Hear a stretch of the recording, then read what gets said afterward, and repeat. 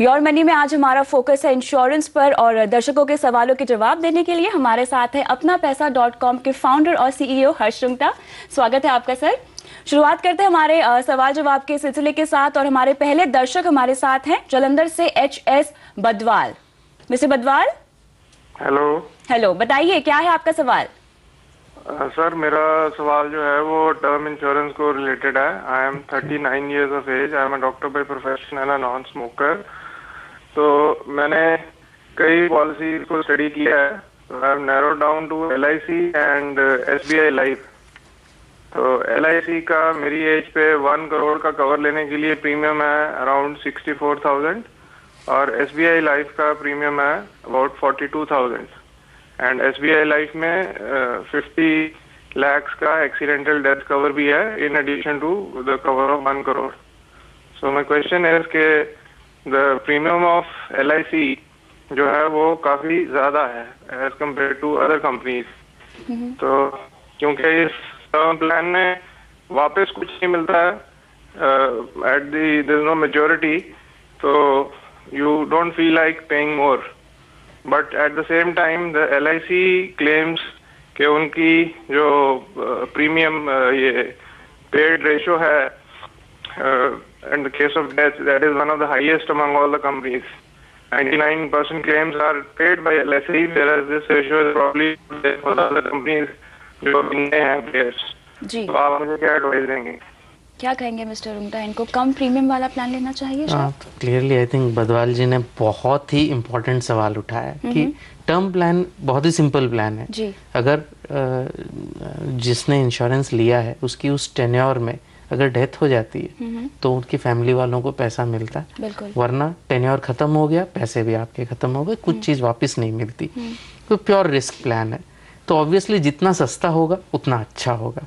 In fact I think बदवाल जी ने सिर्फ SBI life mention किया, जो करीबन इनकी फिगर्स में शायद इन्होंने राइडर्स ऐड करे हैं, तो करीबन वो मतलब SBI लाइफ अगर सिर्फ टर्म लें तो 38,000 के आसपास पड़ती है। अच्छा, इन्होंने ऑनलाइन अभी तक कंसिडर नहीं किया है। इनफैक्ट अभी अगर स्क्रीन अगर वो हैं टेलीफोन पे, बदवाल जी आपने ऑनलाइन प्लान्स को कंसिडर नहीं किया जो सिर्फ ऑनलाइन मिलते हैं? हमने ऑनलाइन को ही कंसिडर किया है। अगर ये मैं बीच में जो एक्सीडेंटल डेथ वाला राइडर नहीं डालता तो premium is even laser. Correct. नहीं तो जैसे ऑनलाइन प्लान्स हैं ICICI प्रू लाइफ के, कोटक के, मेट लाइफ के, ये क्यों नहीं कंसिडर करे आपने? मैं ये पूछना चाहता हूँ कि ये क्योंकि वो पूरा क्लेम नहीं देते हैं डेथ के बाद और बीच में काफी ऑब्स्टेकल्स डालते हैं, डॉक्यूमेंटेशन की ज्यादा फॉर्मेलिटीज होती है, whereas LIC has about 99% record of paying the money. So आप क्या रिकमेंड करेंगे कि इतने सारे प्लेयर्स अब इंश्योरेंस सेक्टर में हैं, क्या ये सरवाइव कर पाएंगे 25-30 साल तक के मर्जर होंगे? खैर I think again very important issue Badwal ji ने रेज करी है।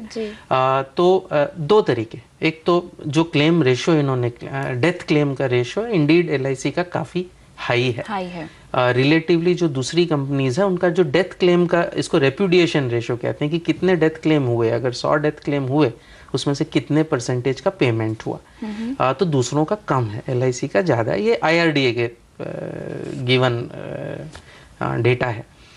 But claim ratio is not everything, because हमको ये ध्यान रखना है कि ये जो क्लेम बहुत अच्छा है LIC का, इसमें कोई संदेह की बात नहीं है, लेकिन ये चीज़ ध्यान रखनी जरूरी है कि जो क्लेम रेशियोज हैं वो इन्वेस्टमेंट ओरिएंटेड पॉलिसीज और टर्म पॉलिसीज दोनों का अलग नहीं मिला हुआ।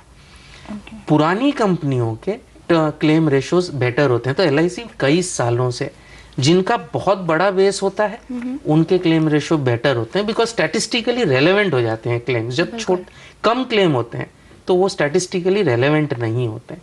तो सिर्फ क्लेम रेशियो के बेसिस पे इतना ज़्यादा प्रीमियम देना मेरे ख्याल से एडवाइसेबल नहीं है। अगर मेरा होता, अगर ये डिसीजन मुझे लेना होता कि मैं 39 ईयर्स ओल्ड हूँ, नॉन स्मोकर हूँ और मुझे 1 करोड़ की टर्म पॉलिसी लेनी है, तो I would have gone for the cheapest. So अगर वो स्क्रीन पे देख ही रहे होंगे कि अगर सिर्फ टर्म प्लान लेते तो ICICI प्रू लाइफ का रफली 23,000 रुपए का प्रीमियम है, कोटक लाइफ का 27,000 का है रफली। तो 62,000 वर्सेस 23,000 बहुत ज्यादा फर्क है। बहुत डिफरेंस। जहां तक क्लेम्स का सवाल है, सारा का सारा प्रोसेस IRDA से सभी कंपनीज को कवर करता है। सबसे ज्यादा ध्यान रखने की बात यह है कि जब मैं फॉर्म भरूं तो उसमें कोई भी चीज को वो नहीं करें, पूरा डिस्क्लोज करें। अगर पूरा डिस्क्लोज करेंगे तो क्लेम मिलने में दिक्कत नहीं होनी चाहिए। मिस्टर बदवाल को सलाह यही है कि सबसे कम प्रीमियम वाला जो है उनको प्लान लेना चाहिए। हम बढ़ते हैं अगले दर्शक की ओर। आसिफ है हमारे साथ फोन लाइन पर। आसिफ जी मैम। हाँ, पूछिए अपना सवाल। मैम, मैं अपने बेटी के लिए चाइल्ड प्लान लेना चाहता हूँ। अच्छा। बेटी की उम्र अभी 17 दिन की है वो। अच्छा, मुबारक हो आपको। हाँ जी, धन्यवाद मैम जी। तो मेरा ये था कि 20 साल का उसका मैच्योरिटी पीरियड होना चाहिए। 20 साल का। और सालाना प्रीमियम मैं 20,000 तक अफोर्ड कर सकता हूँ। अच्छा। तो इस प्लान के अंदर मुझे लाइफ कवर भी, मेरा अगर लाइफ कवर मिले तो ऐसे, और हाईएस्ट रिटर्न के हिसाब से मुझे प्लान चाहिए था मैं।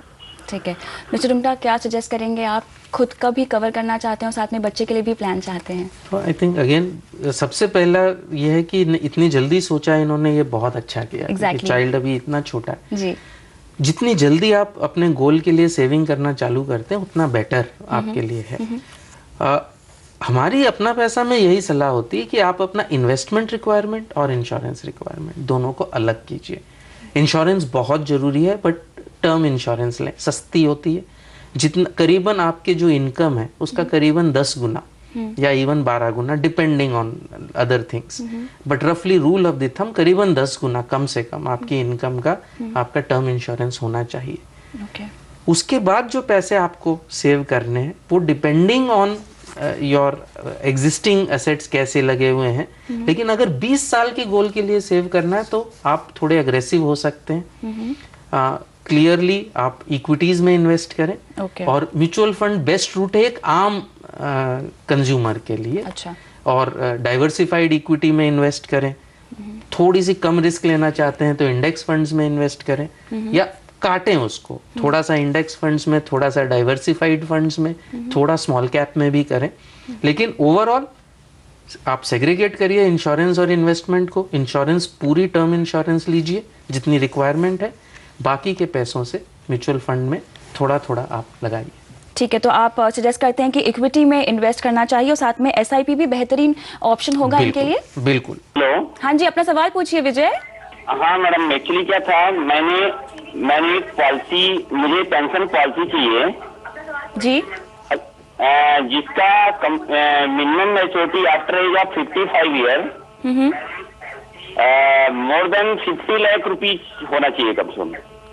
ठीक है, क्या सजेस्ट करेंगे आप? नहीं 50 लाख रुपीस क्या होना चाहिए? नहीं, इन्होंने कहा है कि 1.25 करोड़ का इनको जमा करने हैं। सो और इनकी एज लिमिट है 55 इयर्स तक। कोई पेंशन प्लान अगर आप इन्हें सजेस्ट कर सकें इसको लेके? फिलहाल इनकी उम्र रफली आई थिंक 33 इयर्स है, तो 22 साल इनके पास हैं जी।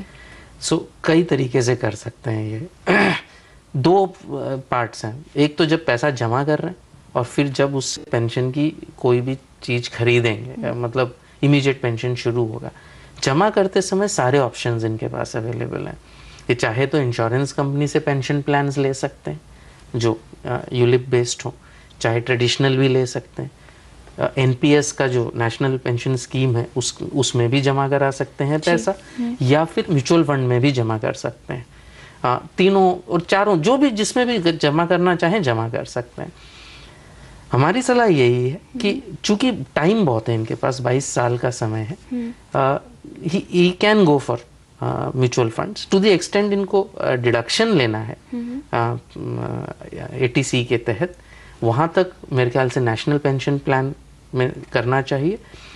पेंशन के लिए यूलिप्स मुझे नहीं अच्छे लगते, सिंपली बिकॉज उसमें गारंटीड रिटर्न अब कंपलसरी है 4.5%। उसकी वजह से इंश्योरेंस कंपनीज को डिफेंसिव थोड़ी स्ट्रेटजी करनी पड़ती है, डेट में ज़्यादा इन्वेस्ट करना पड़ता है उस गारंटीड रिटर्न को मीट करने के लिए, इसलिए ओवरऑल रिटर्न में आपको कम मिलता है। तो इसलिए मुझे अच्छे नहीं लगते। तो जितना टैक्स लेना है, टैक्स का बेनिफिट लेना है, उतना NPS में करें और बाकी का इनको म्यूचुअल फंड मंथली सिप करना चाहिए। थोड़ी सी रिस्क कम लेनी हो तो सिर्फ इंडेक्स फंड एग्जैक्टली वो मैं पूछने वाली थी। एक्सचेंज ट्रेडेड फंड में कर लें। और अगर एक्सचेंज ट्रेडेड फंड में इनका ब्रोकर के साथ टाई अप प्रॉपरली नहीं हो पा रहा है, छोटी जगह से है, अगर ऑनलाइन ब्रोकरेज के थ्रू नहीं कर पा रहे हैं तो रेगुलर इंडेक्स फंड में भी कर सकते हैं।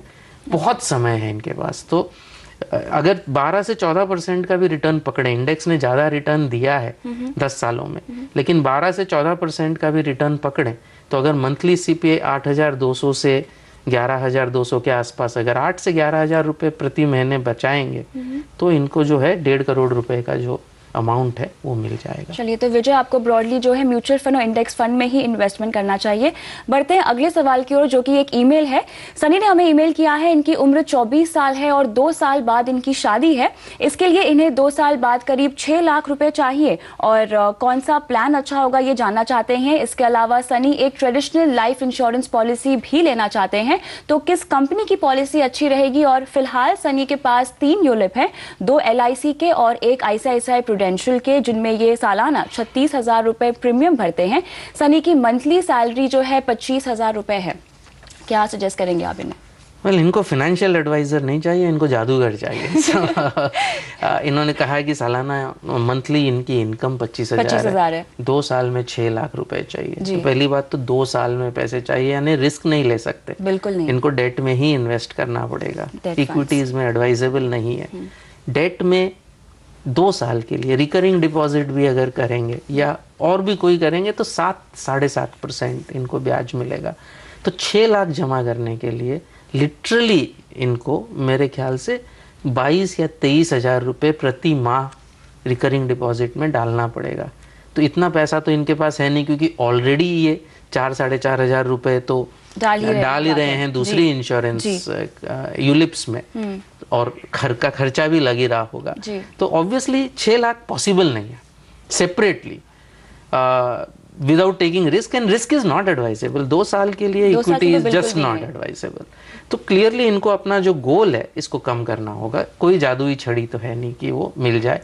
और ट्रेडिशनल पॉलिसी तो एडवाइजेबल नहीं है, मतलब उसका रिटर्न इतना लो होता है कि कोई भी फाइनेंशियल एडवाइजर ट्रेडिशनल पॉलिसी तो एडवाइस नहीं कर सकता।